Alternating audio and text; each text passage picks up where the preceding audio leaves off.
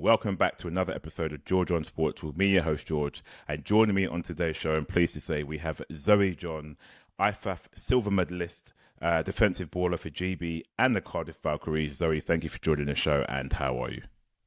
Hi, yeah, no worries. Yeah, really happy to be here.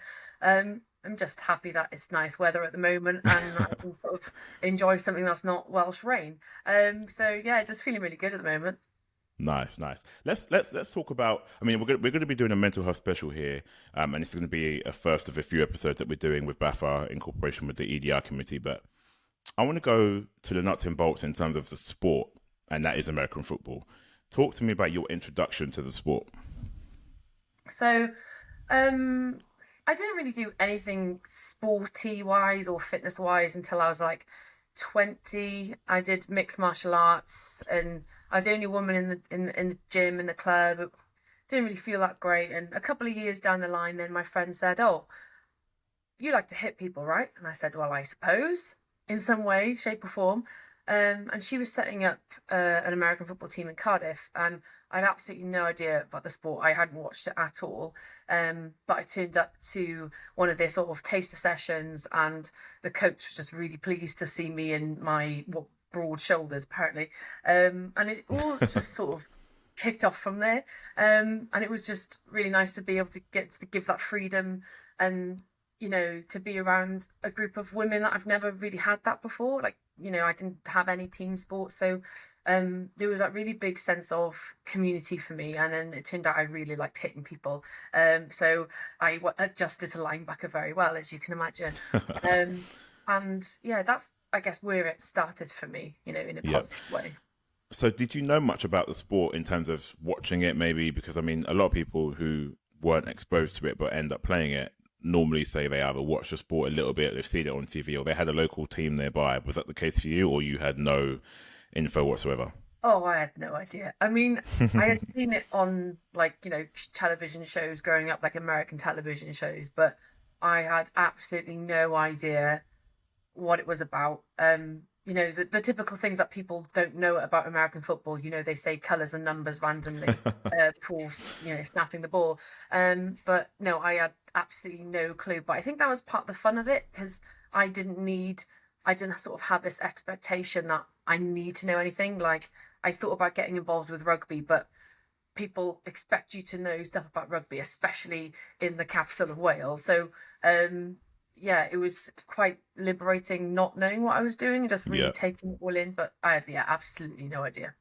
I think sometimes I had another guy on the show. His name's Glenn Tunga. He's a running back, plays in Europe currently, and he mentioned something which you kind of just struck the same chord about. You're kind of going to something without necessarily knowing what you're doing, but sometimes that's how things are meant to be. They just fall into place. And I mean, we're going to talk about what it is that you do, and obviously you've gone on to play for GB. You still play for GB now. You've accomplished many different things as well as um, medaling in AFL, but obviously silver medalist with IFAF and the GB ladies last year too. But we're talking about mental health, and you were kind enough to share some notes with me prior to us recording. And I have to say, there's a lot that you've been through, and a massive commendation to you because you've obviously found ways to overcome and you've kept going. And I'm really excited to do this episode because mental health, people can throw the term around, but mental health, there's a lot more behind it than people sometimes think. It comes in all different shapes and sizes.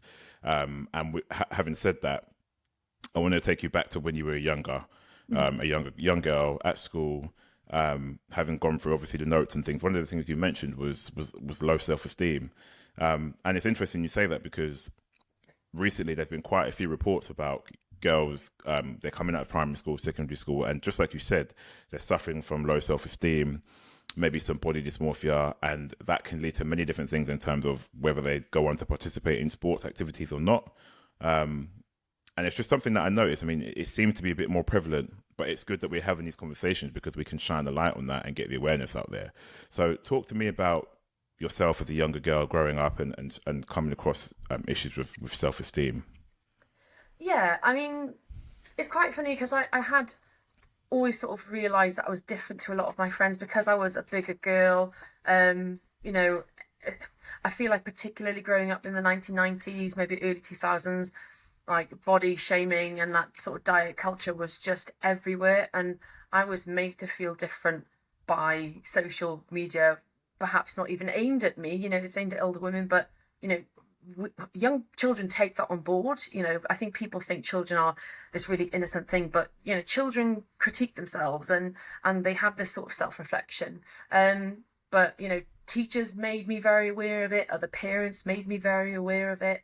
And I remember, one of the earliest memories I have is, blowing up my birthday candles and wanting to be thin. And that was a thing I did every birthday for quite some time. Like, that was the ultimate wish for me, was to be thin, because that was considered the normal thing. And I don't think it helped. I was a very hyperactive child, and people who know me now can, really resonate with that. But, because I had that energy and I made myself noticeable because of that energy, I was also making myself noticeable because of my size. And, there was no positive place for it back then. And I think I just sort of kept those thoughts and that low self-esteem with me for years and years and years. And, there was no real intervention in terms of, like, now at least you have people speaking about their body in positive ways. You see a range of bodies, on the television or like online. Like, there was nothing about that. We say, for lots of different reasons, particularly from like an equality and diversity's perspective, representation is really important. Yeah. And when you're not represented, you're like, well, why am I here?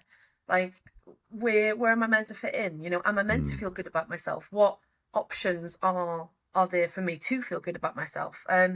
So yeah, I just felt really, really alone. And I think, I really hated my body from a young age. And I just brought that with me then to secondary school. And then when everything gets involved with, wanting to find a boyfriend, and no one wants to be a boyfriend because you're overweight. But I was also an emo kid that also cut my own hair and pierced myself. So that obviously didn't help. But, it was over me. It was sort of like this dark cloud of you shouldn't like yourself, as much as I think I wanted to. And you mentioned, obviously, the self-esteem and the struggles that you had. Whilst you were going through that period, were you aware of any kind of, you mentioned the earlier intervention, were you aware of any kind of path in terms of help, or was there anybody around you that you felt you could, or maybe couldn't go to when you felt like you needed that support? I mean, there was just nothing. Like, no one, like, it's still around now, but the big thing that always was put in our face, as well as children, is this thing about health and fitness, right?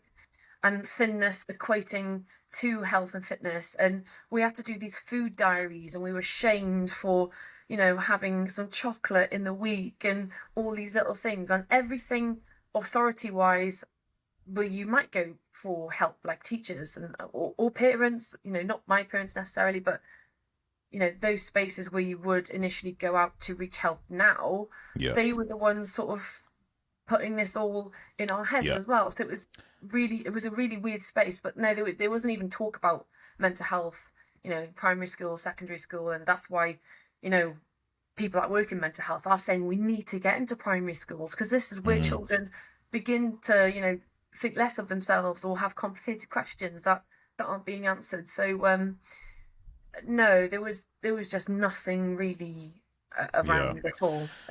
It is really interesting, because school in itself is a really difficult place to be. And I mean, I've got kids myself, and school is a very difficult place in terms of kids are finding themselves, and they will soak up pretty much everything and anything that they see.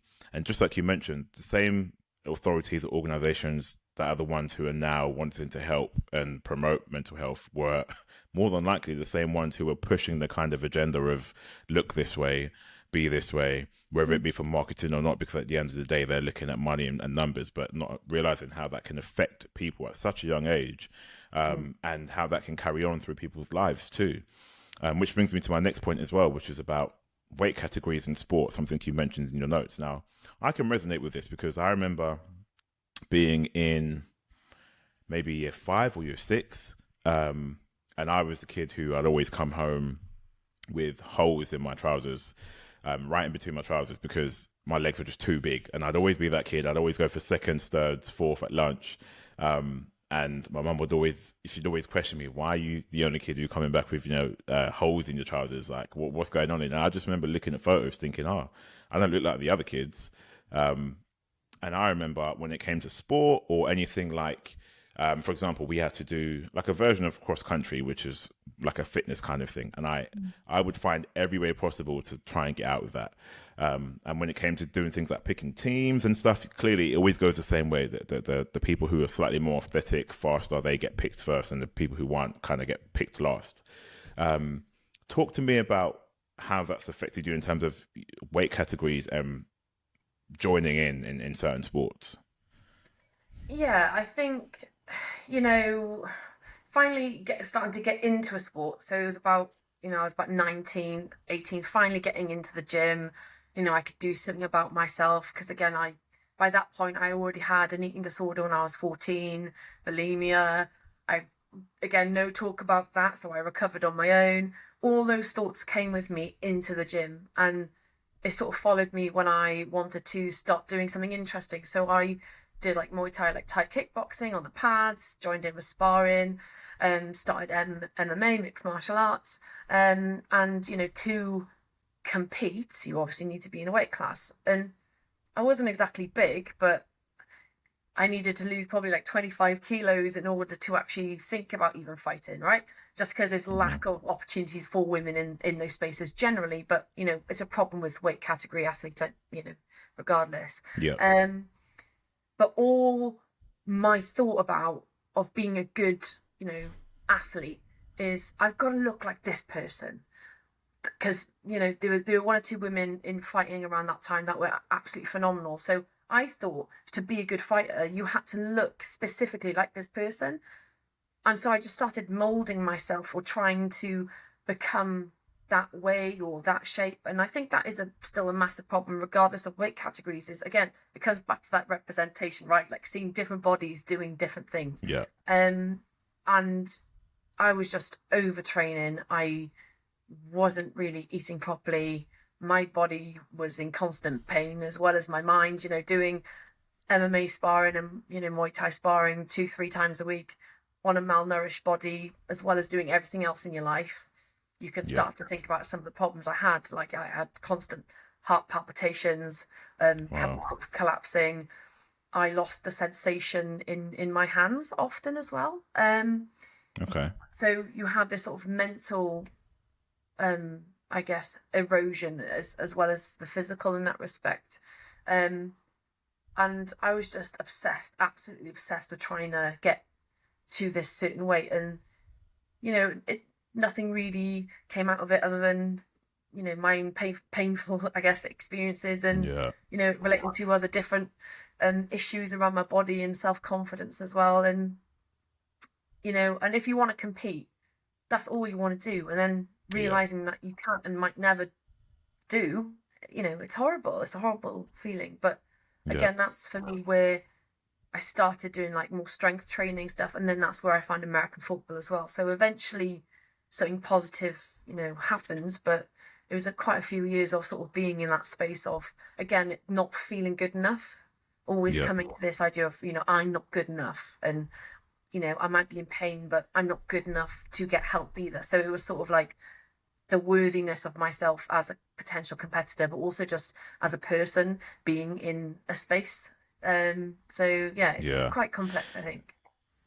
So the point about overtraining and abusing your body, I've something I've heard quite frequently, and I mean, at the minute I kickbox, and I've spar, I've had a fight in the ring, so I completely understand what you say when you say you're training and sparring that many times a week, you're malnourished, and you're not necessarily taking care of yourself. And in a contact sport like that, training that hard, sparring as many times as you were, I can imagine the toll, because I can understand that for sure. But you mentioned something whilst you were explaining there, bulimia at 14. What was that like for you? And how did you find your way out of that? Were there any particular groups that you found yourself aligned with, or would you say it was more of a sort of an inner strength that you found to overcome? Yeah, again, there was I didn't know what it was. It just sort of, it's a weird thing. It just happened. I was really struggling in school, and it just sort of happened. It was an accident, and it's very much, eating disorders are a really secretive thing, and you can be quite calculating about how you present yourself to people, Right. particularly if you have an eating disorder where you're not obviously underweight. Yeah. You're still at risk, but people don't pick up on things, because you look the same, or you even lose weight and then you're celebrated. That's what happened to me when I was 19, and the whole weight category thing. But Mm. I, you know, no one knew what was happening, and I think that was a difficult thing, and it was sort of, for me, it was this form of like self harm as well. Being able to know that I Yeah. could do this to myself at the end of the day. Um, and no, there was no help, because I didn't know what was wrong. We didn't hear about anything about eating disorders. I, Yeah. I didn't probably know anything about eating disorders properly until I was like 18, 19, and then it was only about anorexia, because that's all you really saw, Yeah. on telly or in newspapers and stuff like that. So I recovered on my own somehow. I think I probably replaced it with smoking and alcohol, to be honest. Hmm. Trying to break the system, because it was really, I guess, patterned for me. But I Yeah. did, yeah, like, recover on my own, and it was hard. And I'm not sure if that's, a resilience thing, or if it's just the way it sort of happened. But I did, come out of that after about probably like 9 months. It's kind of weird, because probably, you try not to remember all the trauma, right? But it seems like a weird blur. But Yeah. yeah, it was really strange, just because, you can't reach out for help if you don't know what's wrong, and people can't reach you if nothing really looks different, or you're not giving any indication that something's different either. You used the word trauma there, Mm. and it's really important because I feel like in today's society, pretty much all of us have gone through some form of trauma, big, Mm. small. It comes in all different kinds of shape and sizes. But I feel like we're not we don't do so well in realizing that we have suffered trauma, or if we are, we're very quick to try and close the door, which is obviously different for different reasons. People have past experiences when they don't necessarily want to bring things back up, especially in a world where, I mean, it's slightly different now. Obviously there was a lot more support in terms of mental health and all these different conditions that are out there. Back in the day, just like you said, that definitely wasn't the case, because you didn't see it. You didn't see it, then you couldn't really imagine yourself getting the help, or speaking to someone for support, or opening up like we're doing here. Talk to me about when you began to use the gym, American football, as an outlet, or a vessel, if you like. Yeah, like, what was really different when I started American football compared to like the space I was in before? Well, when I sort of came out of that eating disorder behavior, by that time, but I still had a lot of the thoughts. Like, it took a long time to sort of balance ideas around, what my body is meant to do and what it's meant to look like. And I think the great thing about American football for me was it didn't matter whether I would be big or small, there would always be space for me. And obviously, like, the friendships I made there and the support, like really good coaching support, that was, instrumental for me, and, changed my life completely.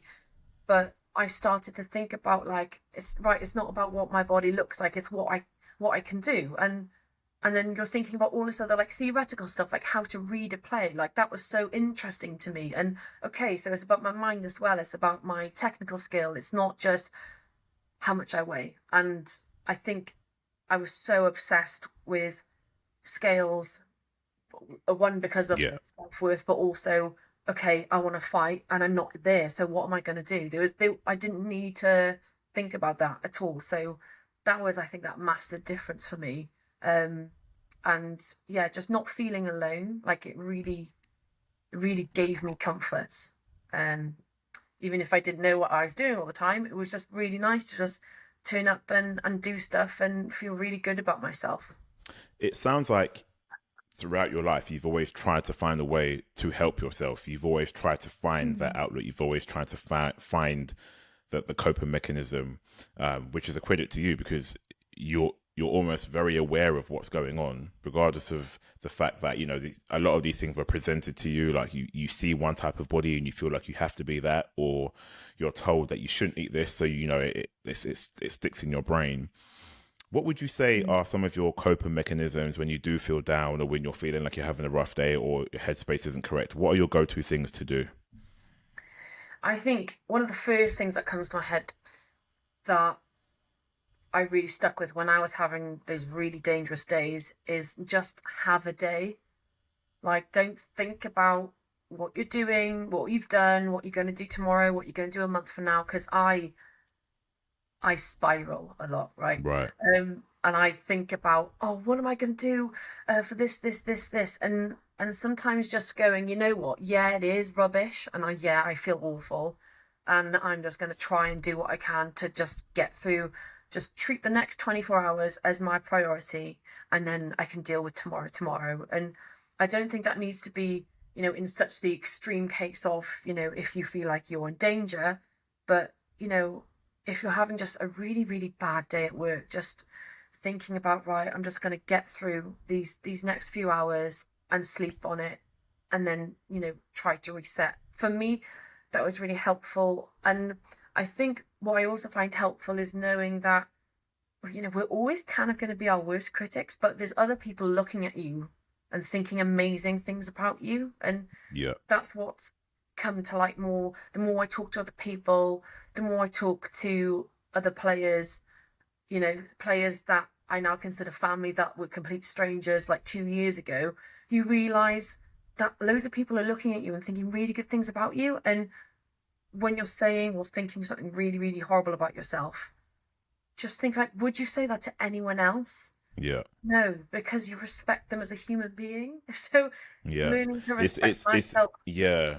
as a It is human really being, interesting because that's we're so been the main part fast. of it. If you flip the script, right, and just like you said there, if you were to put yourself in someone else's shoes, you would probably say to that person, look, we can do this, we can do that, think this, try that.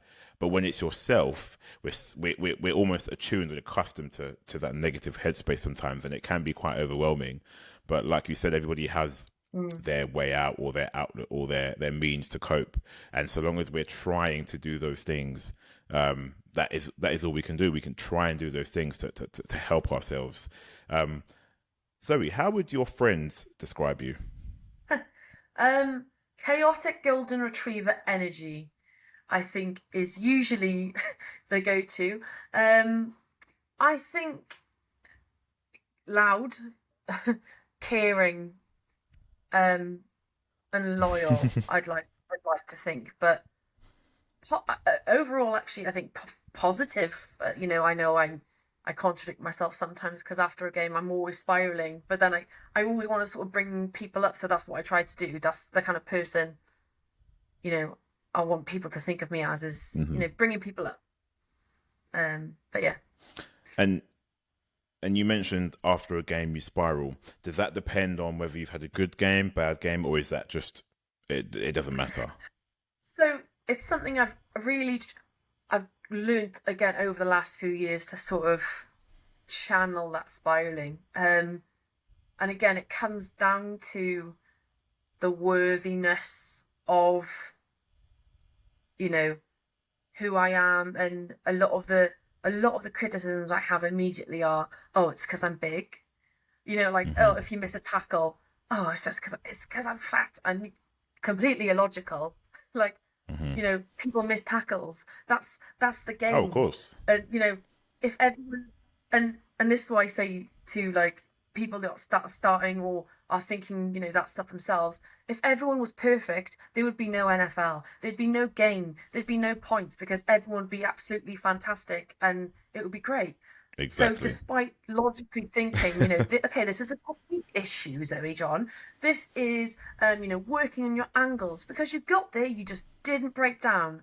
The other side of me goes, it's because you're fat. And like all these thoughts of, when you're like 14 all sort of come back. So it's recognizing when that voice is there. I've been able to sort of, realize that over the last few years. But it's a journey, and that's the thing about mental health, right? It's like everyone has mental health. There's no one out there Correct. that doesn't have mental health. It's part of us. It's an innate part of us. It's sort of who we are. It's who we function, how we function. Hmm. But it's recognizing like, okay, I'm starting to dip a bit now, and it can take Yeah. a while to sort of have that realization and sort of draft that rational versus sort of irrational thought. But I've been lucky that I've been able to sort of understand when that's coming in and when that's not, and but also having just people just to get out that really innate stuff into words, and even if it's silly, just having people be there being like, yeah, it is silly that you think that, but I also think this, and just sharing the vulnerabilities, like as athletes at Yeah. whatever level, at whatever sport, we like to think, we are the best at what we do, and we're not allowed to be anything but perfect in everything we do. And that's just not the Yeah. reality. Anyone who says I'm perfect, I'm great, they're probably a narcissist, right? People are people. Athletes are people. You're gonna have Mm. good days, you're gonna have bad days. You're gonna have days where you wake up and cry and then put on your boots and play a game. You're gonna have days where you wake up happy, put on your boots and cry afterwards. And I think it's just breaking down that boundary of this facade that like people, like athletes are just untouchable. Like we're Yeah. people, and Yeah. I think that's what I'm trying to like sort of manage in my head at the moment as well. Absolutely. And I think it's great that point about being able to, and you mentioned it at the start of the show, is seeing examples of this. So, I mean, it's only become, I say, a recent thing where people were actually speaking out, and that's from the very top level. You've got people like Naomi Osaka, a tennis player, who has come out and has spoken, and people are actually showing everybody else. Athletes are showing everybody else, just like you said. We're human too. I know, they expect us to turn up at a competition and watch these athletes perform at the height of height of their best, and when they don't perform, sadly, a lot of people are subject to abuse, which obviously is awful in every way, shape, or form. But we have to remember they are human too. They have feelings too. They go home and they might have a cry. Just like you said, they might, lay their head on someone's shoulder and talk about how bad their session was. And with that point, talk to me about what it means to be a ambassador for the charity Beat, I believe it is. Yeah. I think it's one of the things I'm most proud of. So Beat is an eating disorder charity, and I'm sort of a lived experience ambassador. So I sort of volunteer going around telling my story about, suffering from eating disorders and recovering from eating disorders, but also just, explaining and letting people know what eating disorders actually are and the range of different eating disorders. But I think when you hear someone's story, it brings a lot of that really like abstract information or data. It really sets home like these are such individual cases in a lot of the time, which is why we need to hear them to know that there isn't just sort of one answer, and like there's a lot of Yeah. different reasons why people experience eating disorders. And I think, I've spoken to, GPs, medical professionals, junior doctors, but also people who support loved ones with eating disorders. And I think it's that story of it is possible to recover from an eating disorder. That's, I think, one of the greatest things that I can share with people, because when you're in Hmm. the depths of it, like I guess with any sort of, mental illness, is you don't know if there's an out, and you just, again, you take each 24 hours by each 24 hours not knowing what's going to happen tomorrow sometimes. And Yeah. sometimes, unfortunately, with eating disorders, you don't have an option whether you see the next 24 hours. But Yeah. sharing, what worked for me, what empowered me, and giving hope, and that's the main thing, is like I'm able to give hope to people. So I think it's something that I'll hopefully continue to do for a very long time. And yeah, I think that's what I want to be. I want to be not toxically positive, but positive and hopeful for people. Yeah. Absolutely. Yeah. And a shining example too. Talk to me about your bond with your teammates and your coaches, because the women's team are doing a lot of great things right now, and I am going to come to the silver medal that you got with IFAF last year. But talk to me about the bond you have with your teammates and coaches and how that affects you in a positive manner. Yeah, I mean, I think there's two steps to this. Is the sort of local team, Cardiff Valkyrie. So the coach I sort of set that up, Simon Browning, he's absolutely incredible. Like I've told him many times, like he's probably the reason, and the team is probably the reason why I'm still here today, to be honest. Um, and it was a very, very special bond that I think we'll have for a very, very long time. And then, at the GB level, something that I've wanted to try and do, as I still see myself as a rookie. Actually, I've been in the program for a few years, but then when you realise, actually, no, there's lots of other literally new people come in. They are the rookies now, and you have to try and set an example, or do Yeah. something that you know you would like to happen if you were new again. So you know, the D line have in particular have really bonded as a unit.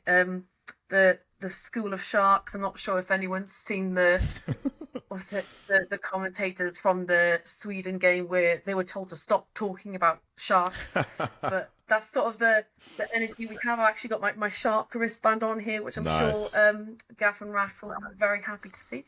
But you know, we have a really strong bond because we want each other to succeed, and I think even at the GB program is quite big, right? There's people from all over the UK, people that I never knew 6 months ago, and not seeing them twice a month now feels like you're missing something. And Chris Stone, Wayne Hill, I I love that they were once strangers, and now I really get excited knowing when I'm going to see them again, and make jokes. And for my experience anyway, it's been absolutely phenomenal, and I know that I can just ask them questions if needed, and I think that's really important in that coach athlete sort of power dynamic as well. I've been in a range of different other clubs sport wise for research and all the rest of it, where there are very dangerous spaces to be in as an athlete at all level, but this feels really good. And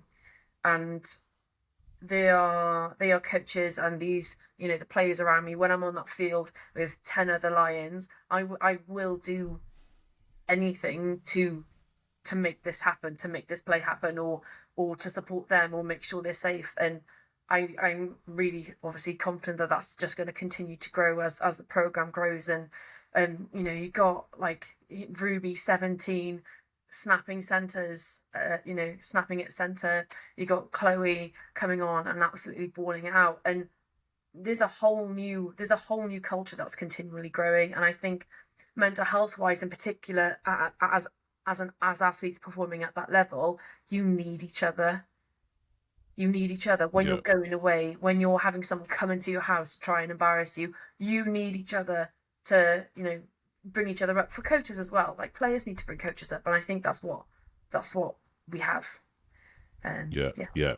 And sticking with the theme of GB, let's take a trip down memory lane where you guys won the silver medal in the IFF Europeans last year. Talk to me about that game, that tournament, that experience. What does it feel like representing GB and having that medal as evidence to say we did it? I know it wasn't gold, but still an amazing achievement. It was stressful. I mean, I think this is actually a really good example talking about mental health, right? Because the Worlds was my first experience being selected to go play. You know, I'm not the first. At that point, you're not always going to be the person that goes onto the field first. You don't know how much time you're going to get. That is the nature of these programs sometimes. So I wasn't sure how I felt. When we beat Canada, I afterwards I cried, and I rang my mum. I was like, I don't feel like I did anything. And then you realise, no, because you help each other get better. Like you're there, you're all there because, well, second in the world. You're iron Yeah. sharpens iron, and that's what my job was to do in those camps, right? I obviously, I did see the field, and it was absolutely fantastic, but I felt so strange. There was this really liminal space. So that was sort of like a Hmm. mental health hurdle that I think people at this level also experience for a range of different Yeah. reasons. But going into the USA game, got more game time, which I was obviously happy with. But it sort of came to this final moment where everyone doubted us and everyone always had something to say because of issues that happened with different teams, etc. And then it was just this like constant smile, like even though we lost against the USA, I mean, they're it a was great still side this in like there. atmosphere Yeah. of like we we still did it, right? Yeah. And it was yeah, it was absolutely phenomenal. I think just being there and um being in that space. But when we beat Canada, that the sideline was absolutely euphoric. It was, Yeah. I think there was water and ice chucked everywhere. There was like just eye black like on my face, just doing whatever it wanted. Yeah. I have a problem with eye black. Um, and like people were just hugging, and people that didn't necessarily know each other that well were just hugging, and it was just yeah, it was incredible. But it was an interesting thing for me personally to try and like be like, no, you're valid, like you're literally valid here, and you're here for a reason. And um, yeah, it was incredible. I think for that to be my first experience, being selected as a GB Lion, going to the Worlds anyway, like that's a huge thing. And then Oh yeah. yeah, having a silver medal, it's yeah, I think that's gonna be one of the best memories I think I'll have. If I get married, maybe it'll be better than marriage. I don't know. But yeah, Yeah. it's something No, I I'll mean, treasure for the rest of my life. Absolutely. you got the GB women's team. I mean, yeah, there's a lot of great things going on, and there's a lot of backing, which is great. And we just want to see the game continue to grow, quite honestly. But before we wrap things up, I've got one question left for you. We've spoken about when you were younger and some of the issues that you faced, different kinds of mental health, and how you've managed to overcome. Working with Beat Charity as a living example. But if you were to go back in time and speak to your younger self, what would you say? I would say be kind to yourself and value yourself, because you'll spend so long trying to be someone else that you lose who you are. And I think that's what I've been able to find in the last 5 to 8 years, is getting Zoe back to who I was meant to be. So I think it's that, be kind and don't try to be anyone else but yourself. A powerful end to a powerful episode. Zoe, thank you for coming on the show. I really enjoyed that. I hope a lot of people, and in fact, I know people will take something away from that. And I will say as well, if anyone's listened to that or watched and are suffering with anything that we've discussed, please do feel free to reach out to myself or Zoe, and we're more than happy to point you in a way for support and guidance. Again, thank you guys for tuning in as usual. And again, Zoe, a massive appreciation for being so vulnerable, open, being so brave and sharing your story, because it's important. And the more people come out and share their stories about mental health and experiences, then, the better for everybody, because everybody suffers with mental health. There is no one person who can say otherwise. We are humans, we're not robots. And at some point in time, we all need that support and that helping hand. So once again, thank you for coming on the show. I've been George from Georgeonsports, here with silver medalist winner at the Worlds. That's the Worlds, not European, the Worlds, Zoe John. And we'll see you on the next episode.